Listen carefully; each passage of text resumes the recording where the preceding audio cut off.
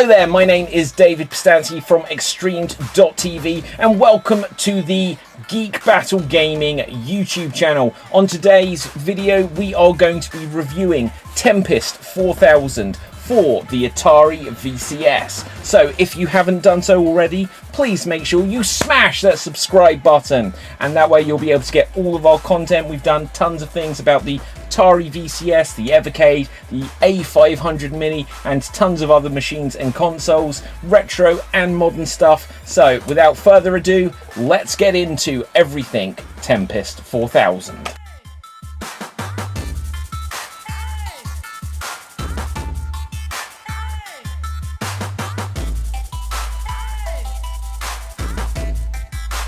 Tempest 4000 for the Atari VCS. Now, it's not just on the Atari VCS, it's recently also launched on the Nintendo Switch, and I think a couple of years ago it was also available for the PS4. But this is a game that's got a little bit of a backstory to it, beginning with Tempest, the original game on the... Now, I'm not talking about Tempest the Shakespeare play. Couldn't tell you why this game is called Tempest and what Tempest even means. That's not what I mean by a backstory to it. What I mean is the original Tempest was a game like that Atari put out in arcades and was also available on the Atari 2600. They may have put out versions for the like 52 or 7800 as well. Can't tell you off the top of my head. But what I do know is that if you have an Atari VCS, then you should have the Atari VCS Vault, and you will be able to go back and play Tempest, the original arcade version, and the Atari 2600 version. And what you do in Tempest is basically you control this little claw thing as it goes around a cylinder and shoots oncoming aliens and bad guys, robots, whatever these things are. I'll be honest, I'm not 100% sure. But if you think back to like the late 1970s, Space Invaders was all the thing, and in Space Invaders you'd see alien threats come down a screen towards your spaceship and you would have to shoot them. What Tempest did is it took basically that same principle but put it into what was very 3D at the time, where the enemies would come around this cylinder and get closer and closer and closer to you, and so you'd have to move around this cylinder, or other shapes, but most famous version of what you do is you're going around a cylinder and you'd have to shoot the things before they can come up and touch you at the foreground of the screen.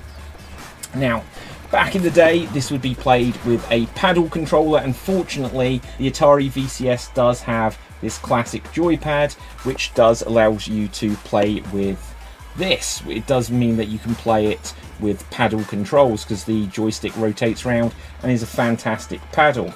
But the next part of our story goes to Tempest 2000, so the first proper and official sequel, which came out for the Atari Jaguar. Now, unfortunately, the box of my copy of Tempest 2000 is a little bit beaten up, but if you are interested in it, then very soon I will have a retrospective of Tempest 2000 for the Atari Jaguar, where we're going to say how it connects to the original game and how it also connects to Tempest 4000.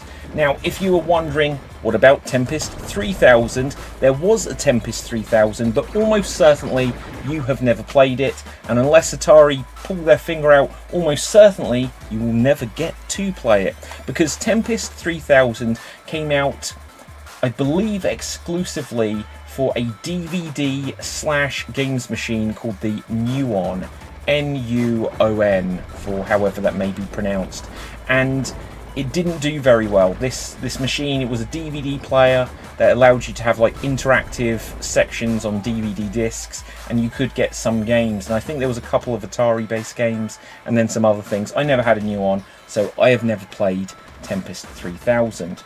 But the story doesn't quite end there either, because Jeff Minter, who was like, I believe the guy from Llamasoft, and they may have made like Llamatron and Attack Revenge of the Mutant Camels or something back in the day. He didn't make the original Tempest, but he did make Tempest 2000. So Jeff Minter made a game called Space Giraffe, which was a spiritual successor, inspired in some way by Tempest 2000. But then he made a game which is called TXK. That came out on the PlayStation Vita, may have came out on other things, and it was basically Tempest 4000.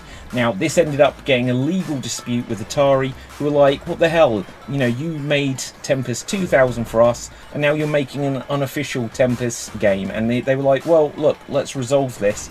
Just take that game and make it Tempest 4000. So TXK, which originally came out on the PlayStation Vita, has been overhauled in certain ways to become Tempest 4000, which, like I say, you can get on the PS4, and you can now get on the Nintendo Switch. You can get it on Steam, I believe, but most importantly, and where we're reviewing it today, on the Atari VCS. Once again, the gameplay of Tempest 4000 is very much like the original. You control a claw as it goes around these different zones or arenas, if you want to put it. Like, again, the most obvious way to describe it is like a cylinder where bad guys start far away from the screen and then they get closer and closer to you, and all you have to do is zip around with the paddle and shoot them so that you kill them all, and eventually it will allow you to progress through the cylinder, and then you will fly through like a warp zone kind of place until you get to the next stage. Now, the game is quite challenging, and sometimes that you will have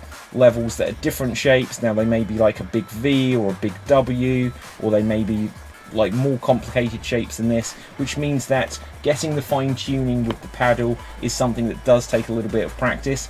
If you're not used to playing a game with a paddle, then you can play it with like a modern style controller.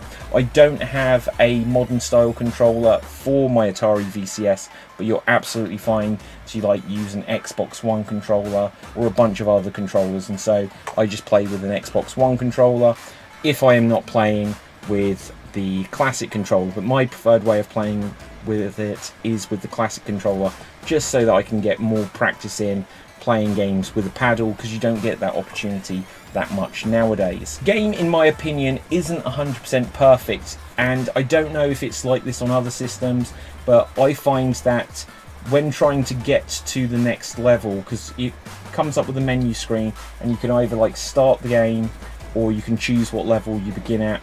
And it's great that it saves your progress, in that however many lives you had when you first got to a specific level will be how many lives it allows you to try to continue with. So say you get to level 15 and you have 3 lives, then you play it, you get killed twice, you go to level 16, you only have 1 life left, you get killed, you can put the game away for a day or 2, or you can come back straight away and you can go back to level 16, but you still only have 1 life.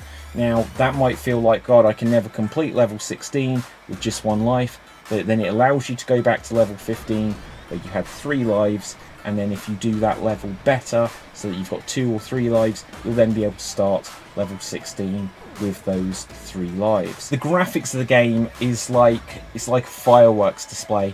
When there's the Atari Recharged series, and this isn't part of it, but it's very much in line with the Atari Recharged series visually.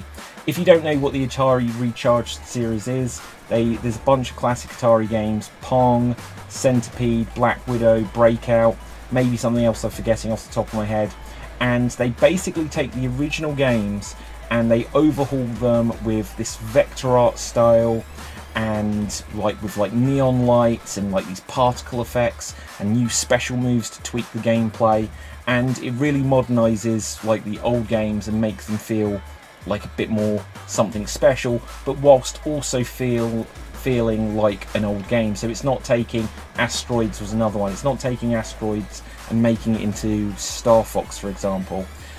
It still looks like Asteroids, but it's got all of these particle effects and it's got all of like these neon lights and stuff like that.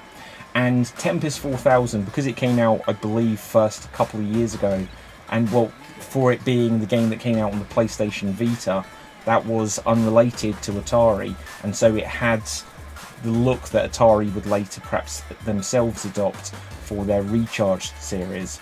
And Tempest 4000 is like this fireworks display where the more baddies you kill, the more power-ups and things you pick up, you get these like lighting effects all over the screen. And if I'm going to be critical of that at all, it will be that sometimes it overwhelms the screen of where your avatar is. It can be a little bit of a distraction, because then you can feel like you lose your bearings, and so that's unfortunate. But it is a little bit also like the Tetris effect, if you know that game, this psychedelic visual and like the soundtrack is like really alive as well. Like the presentation of the game, it really is a feast to watch. It won't be for everyone, but it really is an exciting game visually, especially if you go back on like the Atari VCS Vault and play the Atari 2600 Tempest, where literally when you start that, it just looks like you're moving back across a pair of Y-front underpants. Swear, you'll never unsee that now. Getting used to the controls, and like I say, there's different power-ups, and the power-up you always want to get on Tempest 4000 is the jumping one, just because you can jump in the air, shoot the bad guys that are coming towards you, and then you have very little risk of getting killed. The game is challenging, and there are an awful lot of levels to get through, but I've had an absolute blast playing it. I think it's exactly the type of game that the Atari VCS needed. It's a shame that it didn't come out like as a launch title for the Atari VCS, and I get that Atari aren't going down the route of having exclusives for the VCS. Again, the VCS is a unique console. It's not a console which is trying to compete with the PlayStation 5 or the Nintendo Switch, and it's carving out its own little area of being something for collectors and like fans of Atari from back in the day, to give you something new here, to have its own library of games, so it does feel like, you know, worth having to be able to play. It's like a mini classic console, but they give you some modern games, and they allow you to play Xbox Cloud Gaming and Stadia and Stream Arcade, so you can do a lot on it. But it doesn't have like the big exclusives, but it is getting a lot of these Atari games, and I think that we need to see more and more of these Atari games. That's going to wrap up my review for today of Tempest 4000. If you are an Atari VCS owner, please take a moment to smash the subscribe button on the Geek Battle Gaming YouTube channel, which should be where you are watching this now.